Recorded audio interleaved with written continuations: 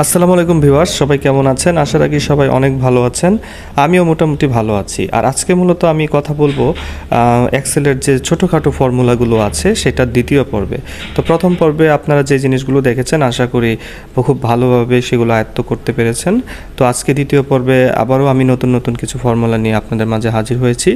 যারা আমাদের চ্যানেলটি সাবস্ক্রাইব করেছেন তাদেরকে জানাচ্ছি অসংখ্য ধন্যবাদ, আর যারা এখনও করেননি তারা করে দিবেন। তো চলুন আমরা কম্পিউটার স্ক্রিনে চলে যাই এবং সেখানে গিয়ে দেখে আসি যে আমাদের সেই ফর্মুলাগুলো কী কী। ধন্যবাদ সবাইকে। চলে এলাম কম্পিউটার স্ক্রিনে। তো আশা করি সবাই ভালো আছেন। এখন আমরা যে ভিডিওটি দেখব সেটা হচ্ছে আমাদের আজকে দ্বিতীয় পর্বে, তার মানে আমাদের এক্সেলের যে ছোট ছোট ফর্মুলাগুলোর দ্বিতীয় পর্ব সেগুলো আমরা দেখব। তো আজকে আমরা কী কী জিনিস শিখব সেগুলো একটু বলে নিচ্ছি। সেটা হচ্ছে কাউন্টা, কাউন্টব্ল্যাঙ্ক, ইজড, ইজইভেন। তো এই জিনিসগুলোর কাজ আমরা আজকে দেখব। তো আমরা ফার্স্টেই যে কাজটা করব সেটা হচ্ছে আমরা এক্সেলে চলে যাব। তো এক্সেলে চলে যাওয়ার পরে আমাদের এখানে ব্ল্যাঙ্ক ওয়ার্কবুক যেটা আছে এটার মধ্যে আমরা ক্লিক করব। এখন আমরা আজকে যেগুলো শিখব সেগুলো একটু লিখে নিচ্ছি। Count a, COUNT, count blank, count a, count blank. তারপরে আমরা শিখব হচ্ছে আজকে ইজড, ইজড, আর একটা হচ্ছে ইজ ইভেন। ওকে, আচ্ছা, তার আগে এগুলোর একটু বিস্তারিত বলে নিচ্ছি। আমরা কাউন্ট শিখেছিলাম, যে কাউন্টে আমরা গণনা করেছিলাম। আর কাউন্টটা মানে হচ্ছে কাউন্টের পরে এ আছে, তার মানে হচ্ছে সকল কিছু গণনা করবে। আর কাউন্ট ব্ল্যাঙ্ক হচ্ছে আপনার যে খালি ঘরগুলো যেগুলো আছে সেগুলো সে গণনা করবে। ইজড, ইজড মানে হচ্ছে আপনার যে বিজোড় সংখ্যাগুলো আছে সেগুলো কাউন্ট করবে। আর ইজ ইভেন মানে জোড় সংখ্যা যেগুলো আছে সেগুলো কাউন্ট করবে। তো ঠিক আছে, আমরা একটু দেখি। এখন আমি কিছু সংখ্যা লিখছি। 1, 2, 3, 4, 5, 6, 7, 8, 9, 10। আমরা এগুলো লিখলাম এখানে। আর এই পাশে আমি কিছু জিনিস লিখি। মনে করেন এখানে লিখলাম 32, এখানে লিখলাম 5, এটা খালি রেখে আমি এখানে লিখলাম ইউ।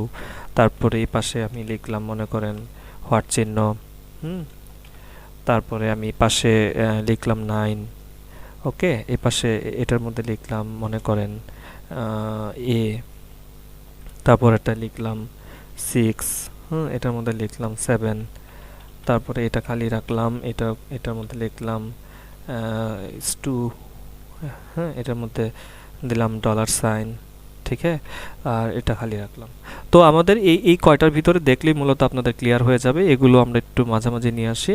তো দেখেন এই যে আমাদের যে এই ঘরগুলো আছে, তো এই ঘরগুলোর মধ্যে আমি কাজ করব সমান সমান দিয়ে আমরা COUNT, আমরা কাউন্ট যেটা শিখেছিলাম সেটা আমি একটু দেখি। কাউন্টের পরে আমরা বলেছিলাম যে যদি আপনি এই ঘরটা পুরোটা সিলেক্ট করেন তাহলে দেখেন আমাদের পুরোটা সিলেক্ট করলাম। এখন উত্তর কত আসবে? এখন কাউন্ট দিয়ে মূলত করতো কি, কাউন্টের কাজ হচ্ছে শুধুমাত্র যতটুকু আপনি সিলেক্ট করেছেন এটার ভিতরে যে সংখ্যাগুলো আছে সেই সংখ্যাগুলো সে শুধু গণনা করবে। তো এন্টার দেন, দেখেন আমার 5 আসছে। এখানে কয়টা সংখ্যা আছে? 1, 2, 3, 4, 5, 5টা সংখ্যা, তাই 5 এসেছে। তারপরে এখন শিখবো আমরা কাউন্টা, COUNTA, কাউন্টা। কাউন্টা মানে হচ্ছে আপনার কি, অল, সকল কিছু গণনা করবে। তো আমি এটা পুরোটা সিলেক্ট করলাম, সিলেক্ট করে আমি ব্র্যাকেট দিলাম।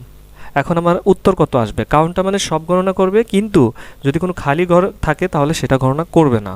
তাহলে এখানে আমাদের 1, 2, 3, 4, 5, 6, 7, 8, 9, 10, উত্তর আসবে 10।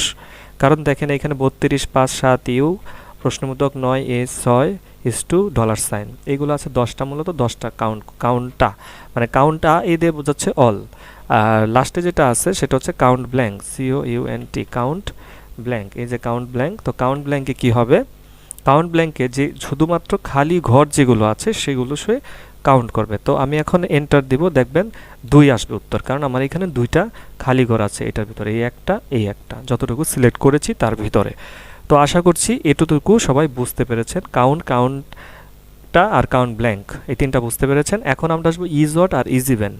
ইজড, তো আমি এই যে এখানে নাম্বারগুলো লিখে রেখেছি, তো এই পাশে আমরা করব। তো সমান দিলাম, সমান দিয়ে আমরা দিলাম is odd, Returns true if the number is odd. যদি নাম্বারটা অড হয় তাহলে ট্রু দেখাবে।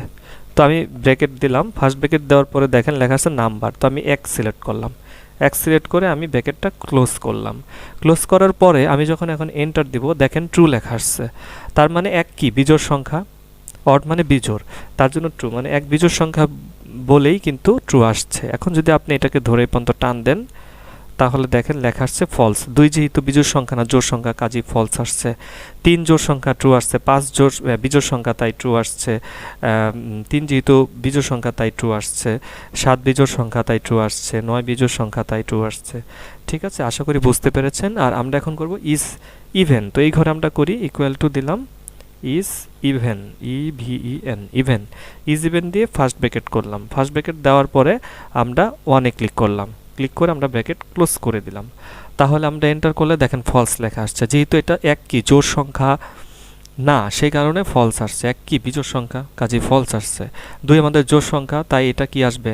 ট্রু আসবে। কিন্তু ধরে এখানে টান দিই, দেখেন এখানে ট্রু আসছে। 2 কি জোড় সংখ্যা, তাই ট্রু আসছে। 4 জোড় সংখ্যা ট্রু।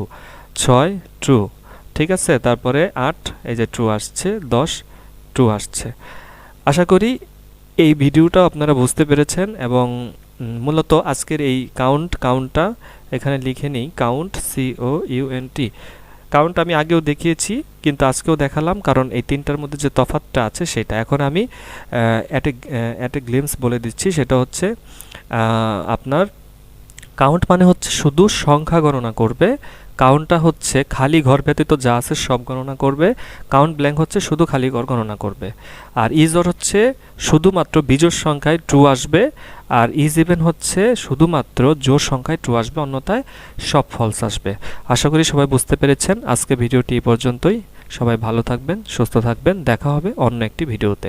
ধন্যবাদ সবাইকে।